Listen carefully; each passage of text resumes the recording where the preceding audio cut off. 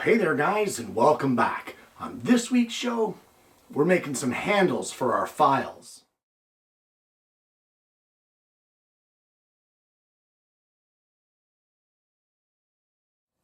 Well, for the most part, when you get a new file, it doesn't have a handle. Some of the cheaper versions of files from your big box stores, they come with a handle already on them. Chances are those are more for just industrial type uses, but for a fine woodworking file or shaper or rasp or whatever you have, it is much better to have a handle for it. The reason is that for those ones that don't come with a handle, the tang gets in the way. And that tang is a tapered piece of steel that can injure you quite easily if the file should grab or stop motion while you're pushing through with your cut of the file. It's very easy to impale the palm of your hand with that tang. So on today's show, we're going to be making a handle for one of my favorite files. And it all starts out with some scrap stock. Well, the very first thing you need to do is choose your blank. And for me, it's a piece of maple. It's 1 inch by 1 inch, and it's 6 inches long. And the very first thing that I want to do is I want to mark my center at both ends of my blank. And at this point, we will center punch in the middle of each end.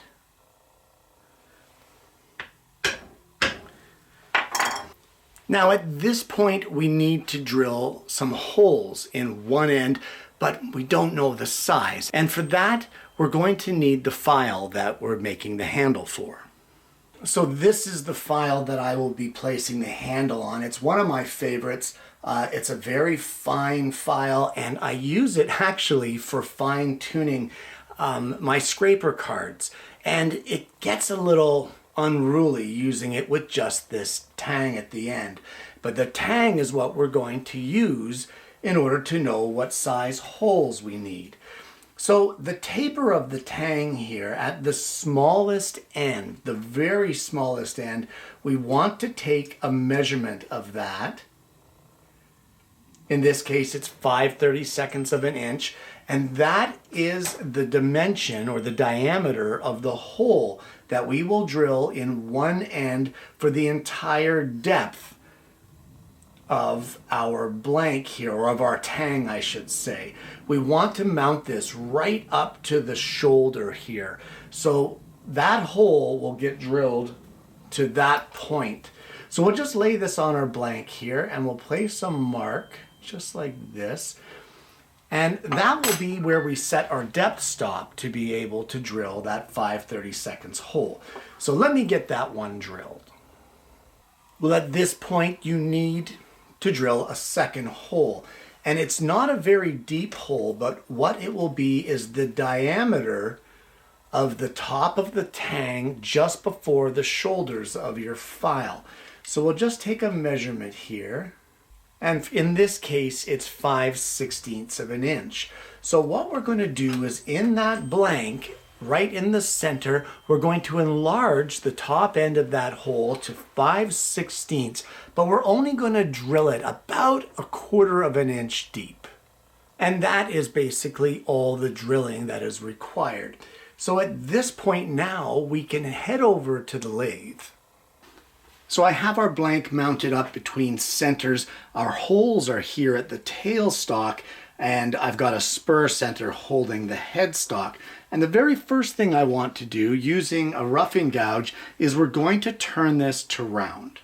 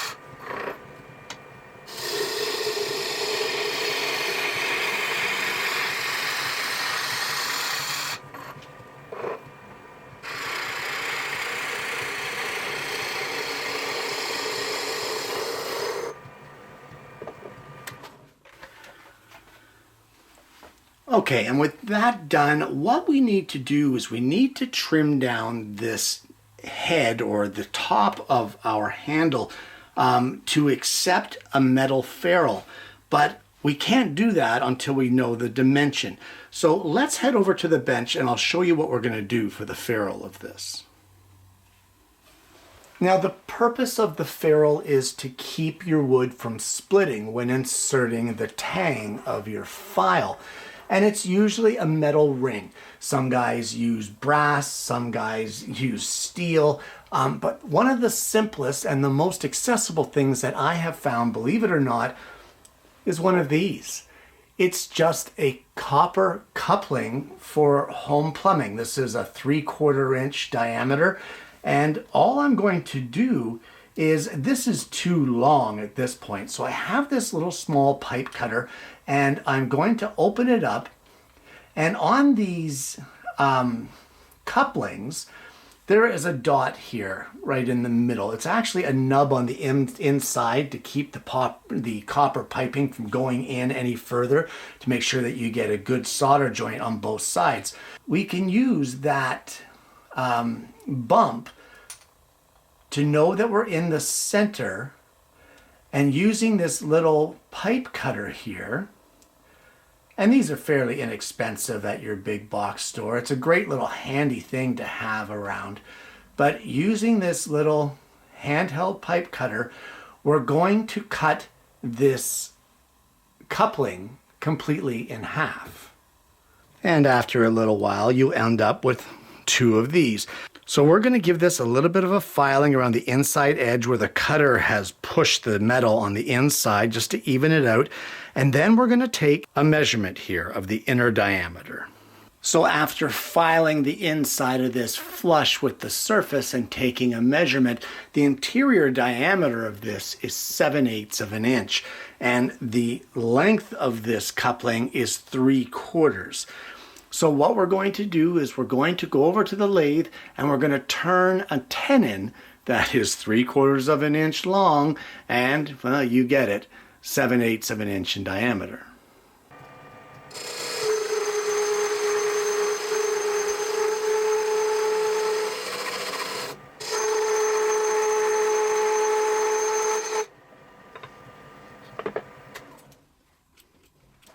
Well, I fluked it.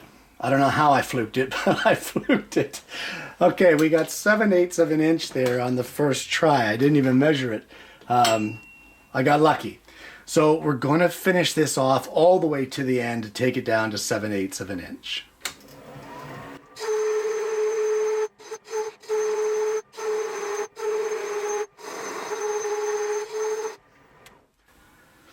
Okay, and that there will be the section that our ferrule will go on.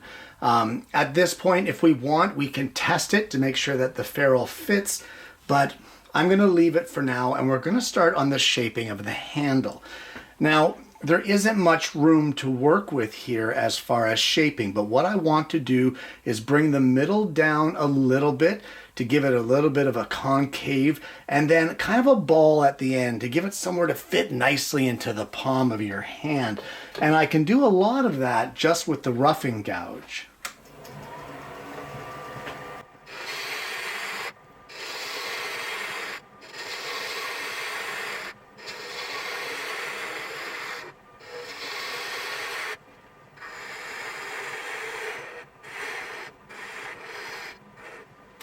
Now, when it comes to turning a handle, there is no greater test than your hand. So get your hand in there and hold it as if you were going to be holding it to file, and see if it's comfortable. I like this little, there's a little nub here, or a little kind of recess to put my thumb. I like that. I like this edge here. I'm going to start in on the ball at the back end, but I just want to refine this just a little more.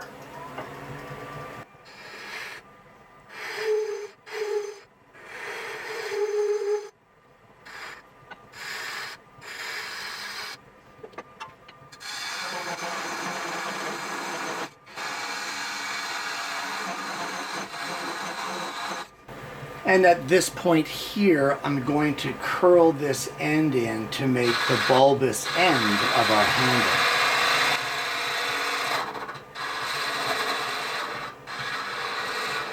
May not have given myself enough room to work there, so I'll just widen this out a bit.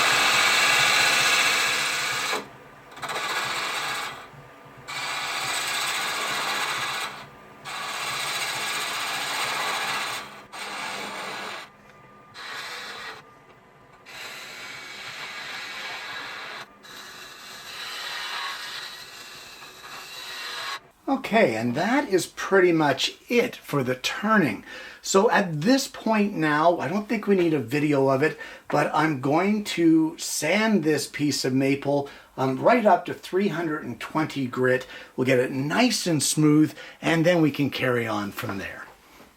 Well, before you go any further with your file handle, you just want to take your ferrule and you want to make sure that it fits on your end. It should be a nice snug fit like that, and you should be able to put it all the way down to the shoulder that you turned along here where we made this rabbet a little smaller. Now I know that this protrudes a little bit, and I was aware of that when I turned it. So I will be trimming that off later. But the first thing I want to do now is I'm going to actually use a little bit of Autosol metal polish, and we're going to clean up this ferrule and make it nice and shiny. Once we get that done, we're actually going to epoxy that ferrule right onto the end of our file handle. Now at this point, if you want to put a finish on your handle, it might be a good idea, but that way you're not getting it all over the ferrule as well. But you can easily put it on after if you want as well. It's really up to you. It's personal preference. For me, I'm going to be leaving mine bare because that's just what I prefer. And we'll just mix up some of this 2-part epoxy and glue the ferrule in place. And remember, you can clean up any of the epoxy squeeze out by using some cotton swabs and a little bit of rubbing alcohol.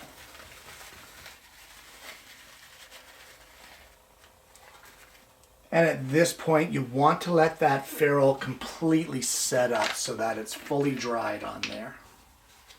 And at this point, we're going to take it over to the bandsaw. We're going to cut off our excess here at the end and sand this end. As well, we're going to take it over to the belt sander, and I'm going to sand it flush so that this piece of maple here, the top of the handle, is no longer protruding past the ferrule. Once you're happy with that, we're ready to install our file into our handle.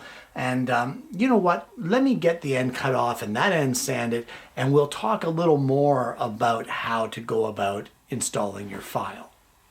Well, it's now time to install our handle, and there are some people, and it's fine if that's the method you want, that will just take their file, line it up with their holes there, and get themselves a whack-ometer and drive that puppy home. That's not what I like to do. So what I would like to do is a little bit more of a method that is less harsh on the file and less harsh on this tang. So I have it very lightly clamped up here in a hand screw clamp. You don't want to use a vise. Although this is hardened steel, the teeth of the file are brittle. So you don't want to put that in a metal vise and crack it or damage your file. So it's just lightly clamped here in the hand screw clamp. And what I'm going to do is I'm going to get a torch and I'm going to heat this up here, just the tang. I don't want to bring the flame any lower than the tang.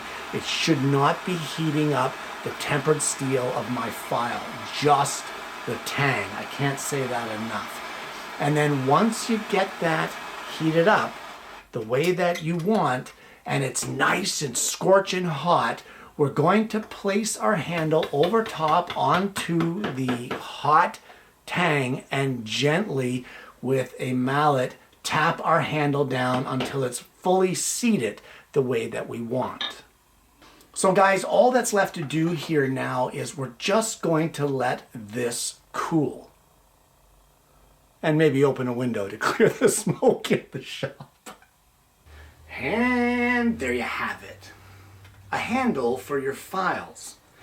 Guys, this project is spectacular. And if you're using your chisels just with the tang exposed, you really are putting yourself at risk for injury to the palms of your hand. But there is another practical use for a handle, and that is better control of your file.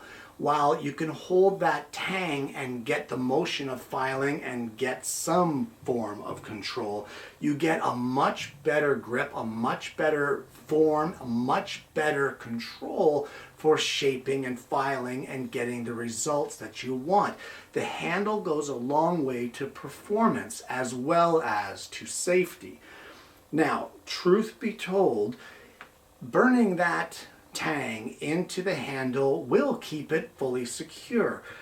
Couple little taps every once in a while, they can work their way loose. That is why I don't like to rely just on that tang and just on the pressure fit of it. I do like to put a little bit of epoxy in there, just a little bit, just to secure it and give it that final bond.